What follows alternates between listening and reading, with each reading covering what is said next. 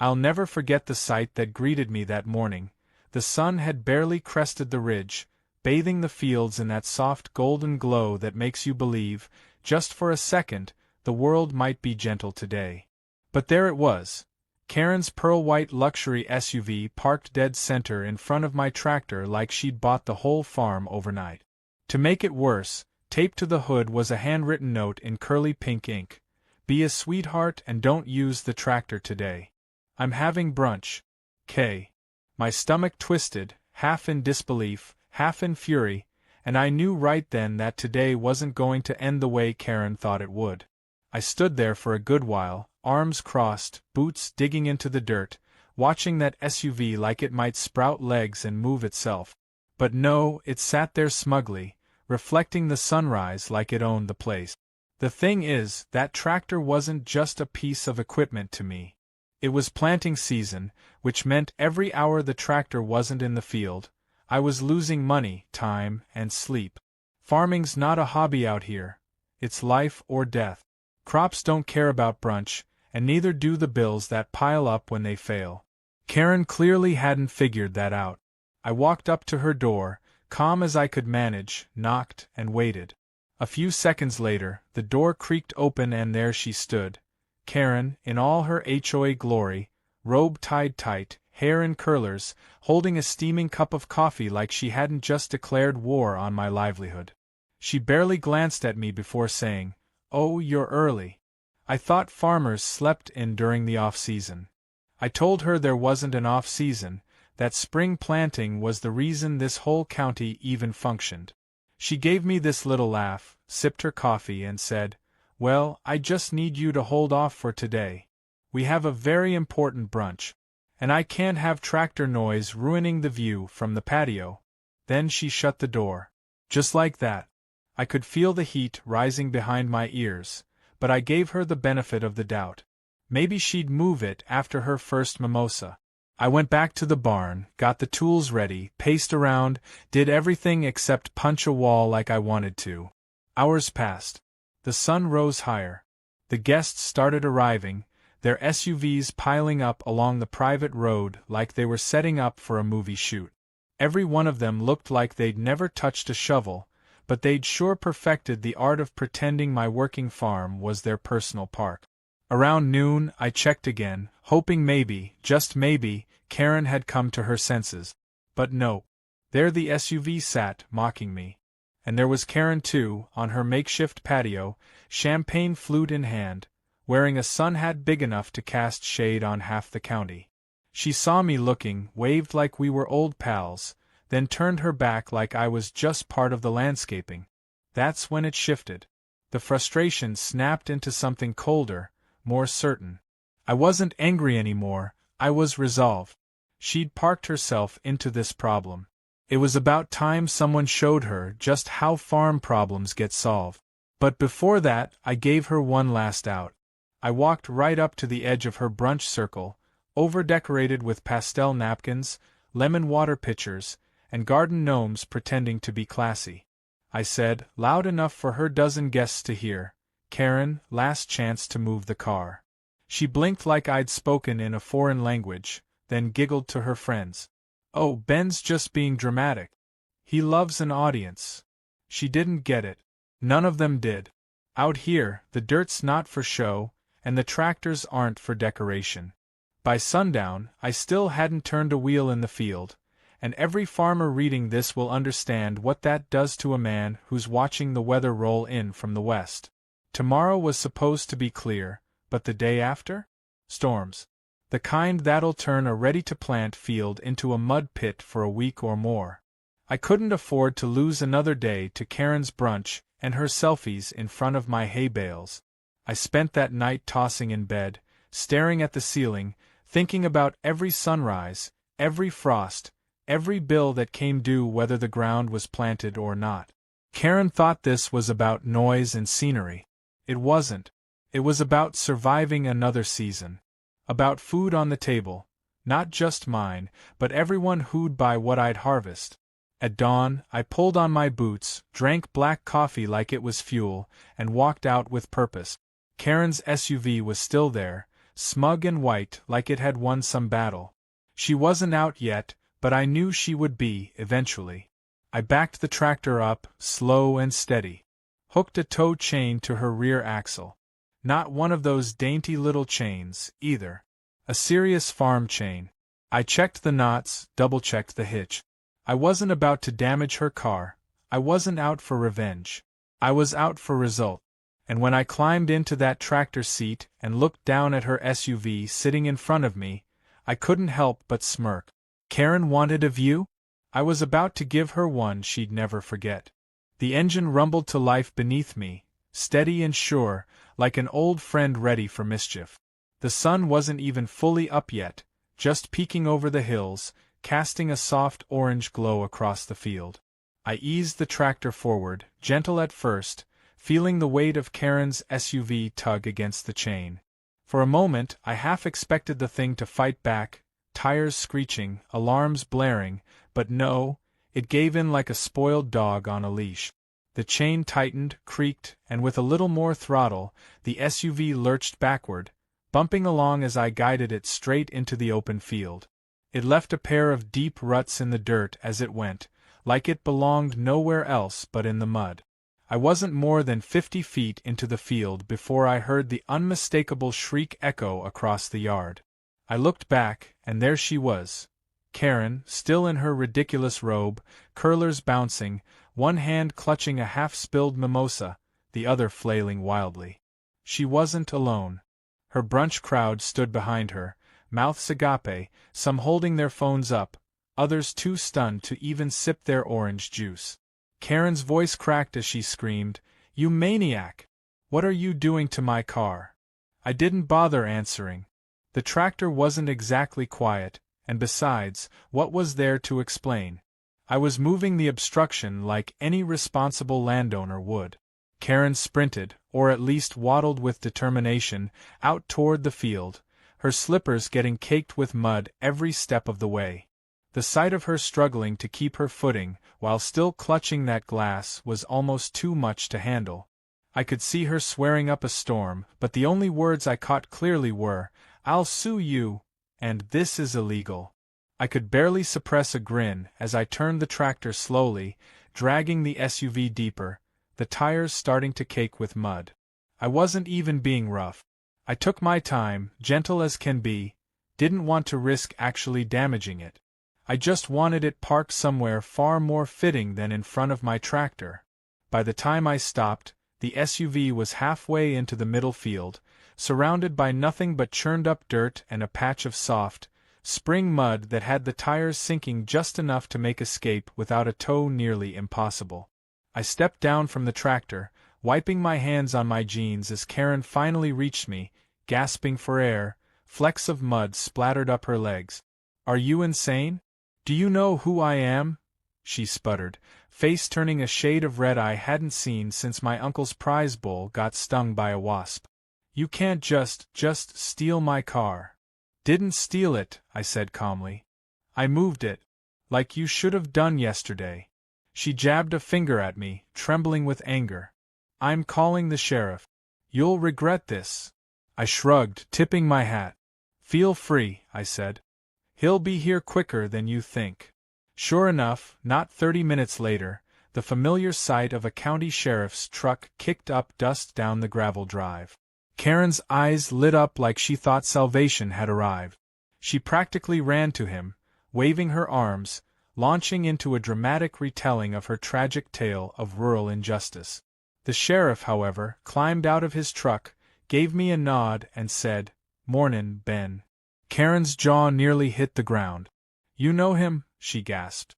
"We're cousins," the sheriff said, adjusting his belt. "Grew up working this very field." He turned to me. "He treatin' you unfair, Ben?" I gave a slow, deliberate shake of my head. "Just movin' a blockage." Karen sputtered, throwing her arms up. "Blockage?" "He kidnapped my vehicle." The sheriff rubbed his chin, clearly trying not to laugh. "Ma'am, if you parked on his property without permission and he moved it without damaging it, I'm not sure you've got much of a case." Her mouth flapped open and shut like a fish on dry land. But this is criminal." The sheriff leaned against his truck, perfectly calm. What's criminal is blockin' up a man's work when the forecast's callin' for rain tomorrow. Karen turned on her brunch crowd for support, but they weren't much help. Most of them had their phones out, recording, probably for their HOA Facebook page, and a few were snickering behind their hands. One lady whispered, "I told you not to park there." Another muttered, "This is better than reality TV." Karen's face flushed deeper. "You'll all regret this. Every single one of you," she shouted, storming off toward her house in a huff, kicking up mud with every furious step. By the time she disappeared inside, the sheriff and I stood there watching the crowd disperse, most of them laughing as they walked away, taking photos of the poor SUV stranded in the field like a shipwreck. The sheriff clapped me on the shoulder. "She'll cool off," he said, shaking his head. "Probably not," I replied. "But I'm ready for round 2 if it comes." The sheriff chuckled. "Just make sure you keep it legal. Or at least fun." And that's exactly what I intended to do. What I didn't know was that Karen wasn't the type to let things go quietly. The next few days would prove that, and then some. The SUV sat there for most of the day, abandoned like a monument to her pride, until finally, near dusk, a tow truck came grumbling up the road. Karen supervised the whole extraction like a field general, glaring daggers at me every time I so much as glanced her way. The tow driver kept giving me these sideways looks, clearly trying not to laugh. He even tipped his cap when he left. Later that night, sitting on the porch with a cold drink in hand, I figured maybe that was the end of it. Karen would swallow her pride, move on, and life would get back to normal. I'd had my fun, made my point, and maybe, just maybe, she'd think twice before blocking up farm equipment again. But as I sat there listening to the crickets and watching the stars creep out, something deep down told me Karen wasn't done yet. Not by a long shot. Karen didn't show her face for 2 full days, which, in Karen terms, was practically a ceasefire. The SUV was gone, the brunch crowd had quieted, and the weather held up just enough for me to make some headway on planting. I had half a mind to believe the whole thing had passed, that maybe Karen had accepted defeat with the SUV tow and was licking her wounds quietly behind her oversized curtains. I should have known better. Karen wasn't built for quiet. She was built for spectacle. On the 3rd morning, just as I was heading out with the seed drill, an envelope was tacked to my gate. Inside was a formal complaint from the HOA, printed on embossed stationery, threatening fines, legal action, and even something called a decorum violation. I didn't know what a decorum violation was, and neither did the sheriff when I showed it to him later. Still, it had Karen's fingerprints all over it. The problem was, my farm wasn't part of her HOA. Never had been, never would be. I was outside her jurisdiction, and she hated that more than anything. I could almost picture her, pacing in her living room, fuming that her rules had no bite beyond the white picket fences of her little subdivision. I ignored the letter and went about my work. But Karen wasn't done. That evening, I noticed a new sign hammered into the edge of my driveway where it met the main road. In big bold letters, it read, "Private HOA property. No farm equipment beyond this point." It even had the official HOA logo slapped on it like some kind of royal seal. I laughed so hard I had to lean against the fence for balance.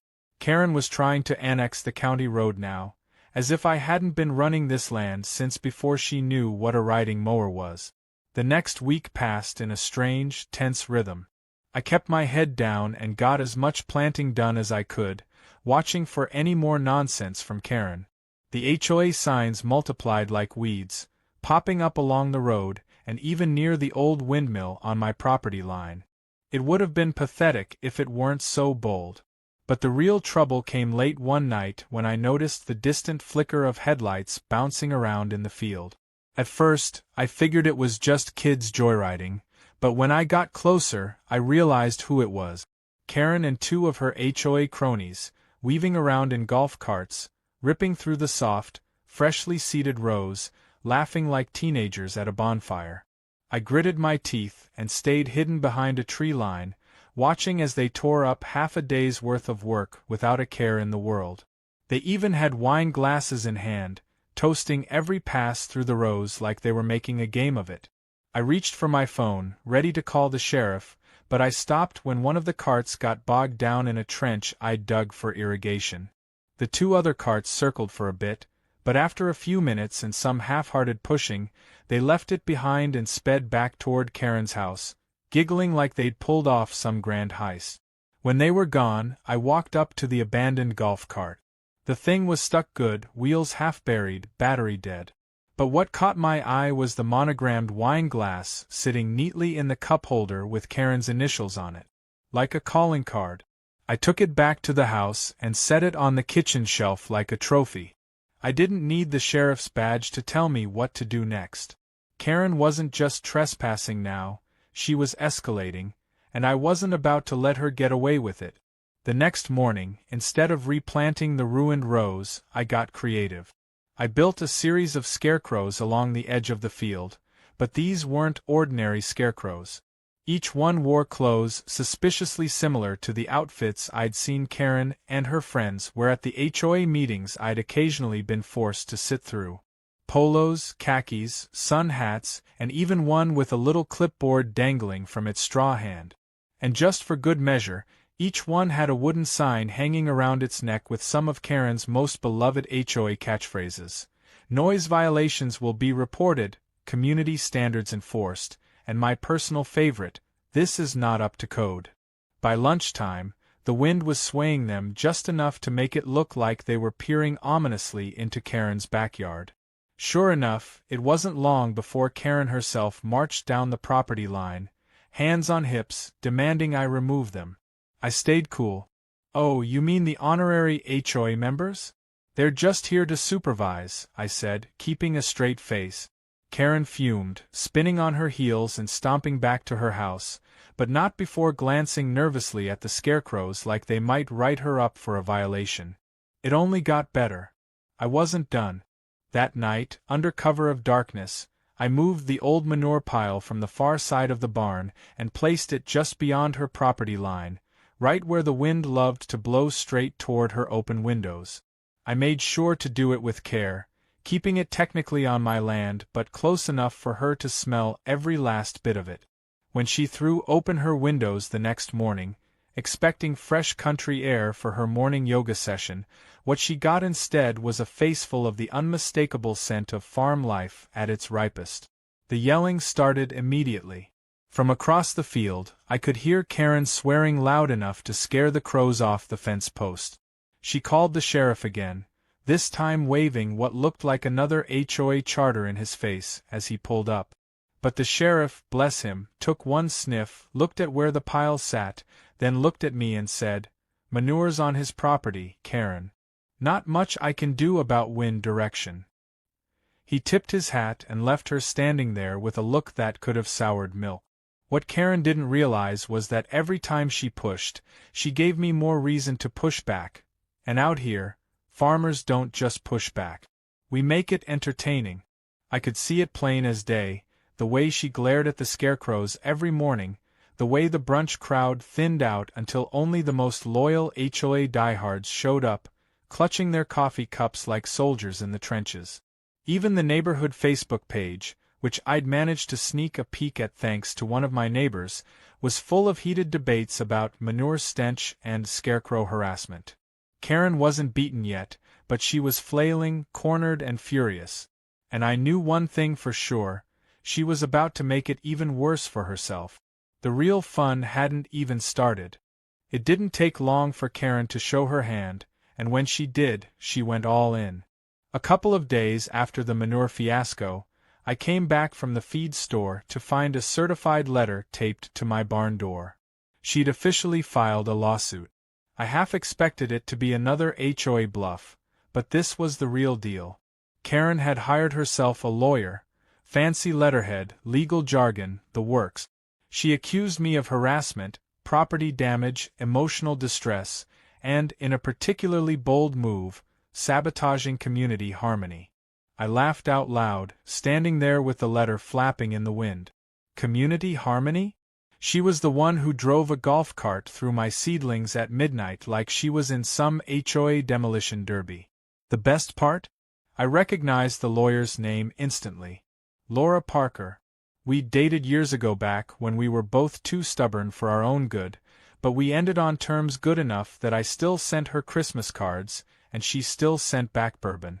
Laura hated HOA types, always had. She left town for a while to work in the city, but apparently, Karen had managed to hire her without realizing she and I shared history. I could already picture Laura's face when she opened the case file and saw my name. Sure enough, the very next afternoon, Laura's truck came rolling down my drive, dust swirling behind her like an omen. She stepped out, took one look at the field, the scarecrows, the manure pile, and then me leaning against the fence sipping coffee, and burst out laughing. "You're the farmer?" she said, waving the paperwork at me. I nodded. "Guilty." She shook her head, still chuckling. "You've got Karen riled up like a kicked hornet's nest. I haven't seen anything this petty since law school." I grinned. "I'm just trying to work my land." She grinned right back. "Oh, don't worry. I'll make sure you get to keep doing exactly that." At the hearing a week later, Karen came in dressed like she was attending the Oscars, dramatic black dress, pearls, and a somber face like she was about to testify in a murder trial. The courthouse was small, just one courtroom, a dozen spectators at most, but Karen was playing to the imaginary cameras. Laura, calm as ever, let Karen spill every grievance in the book, complete with printed photos of the scarecrows, the manure pile, and, of course, the famous tractor tow. Karen waved around photos like they were damning evidence, each one making the courtroom snicker a little more. Then Laura stood up, cool as a breeze, and dropped the hammer. First, she played drone footage I didn't even know she'd gotten, showing Karen and her pals joyriding through my fields and causing actual damage. Then came the golf cart trench incident, complete with the monogrammed wine glass I'd kept as Exhibit A. Karen's face went from smug to horrified in seconds. Laura didn't stop there. She showed the court my property lines, clearly outside HOA jurisdiction, and even found an old county record proving that the so-called HOA private road was still classified as a public right-of-way. Karen's mouth worked like she wanted to object, but no words came out. When the judge dismissed her case with prejudice, I thought Karen might faint right there. But the real twist came when the judge also mentioned that Karen's unauthorized signs and late-night field vandalism left her open to civil damages if I wanted to press. I didn't. Watching her lose was enough. And honestly, I didn't want her money. I wanted her to stew in the embarrassment. What I hadn't expected was how fast word would spread. Within a day, local news had picked up the story. Some kid's livestream of the tractor tow had racked up millions of views online. Suddenly, folks who'd never paid me much mind were stopping by the farm to buy fresh eggs, veggies, and hear the story firsthand. I even started getting online orders from folks halfway across the country. Karen's tantrum had accidentally made me a minor folk hero. But karma wasn't done yet. A few weeks later, I saw a repo truck pulling up to Karen's house. Turns out, those legal fees, combined with some unpaid HOA fines from her own neighborhood for unrelated nonsense, had pushed her into financial trouble. The SUV, the very same one I'd towed into the field, was being hauled away for good. I watched from the porch as Karen stood in the driveway, arms crossed, tears threatening but pride holding them back. I didn't feel smug. Not exactly. It was more like quiet satisfaction. Actions have consequences. That's farm life, plain and simple. About a month later, I was at a county auction looking for some spare equipment when I spotted it. Karen's SUV, dusty and worn, sitting quietly among the listings. No one wanted it, mostly because word had gotten around about its past, and folks in this town have long memories. I bought it for $200 cash. Best part? I didn't even need it for driving. I converted it into a chicken coop. Took the doors off, put in some roosts, lined it with hay, and let the hens have at it. Named the bossy one Karen.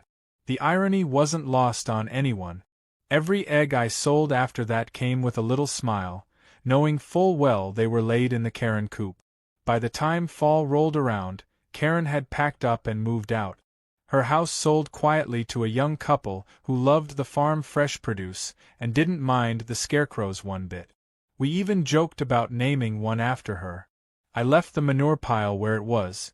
It had turned into a pretty good compost heap, and life returned to the rhythm it always had, with sunrises, hard work, and the occasional coyote howl at night. Still, I wasn't about to let my guard down. Before winter, I installed a set of motion-activated sprinklers along the property line. Not because I thought Karen would come back, but because you never know. Folks like her have a habit of turning up when you least expect it. And wouldn't you know it, the final cherry on top came not from Karen, but from fate itself. On moving day, as her rental truck trundled out of town, overloaded and sagging under the weight of what I could only assume was all the nonsense she couldn't sell at a yard sale, the driver tried to cut across my field to avoid the sharp corner by the road. The truck sank axle-deep into a patch of soft dirt left over from an irrigation repair. Karen, sitting in the passenger seat, looked out the window to see me, sitting on my porch, cup of coffee in hand, watching it all unfold. I gave her a polite little wave. This time, she didn't wave back. But I swear, one of the scarecrows seemed to nod.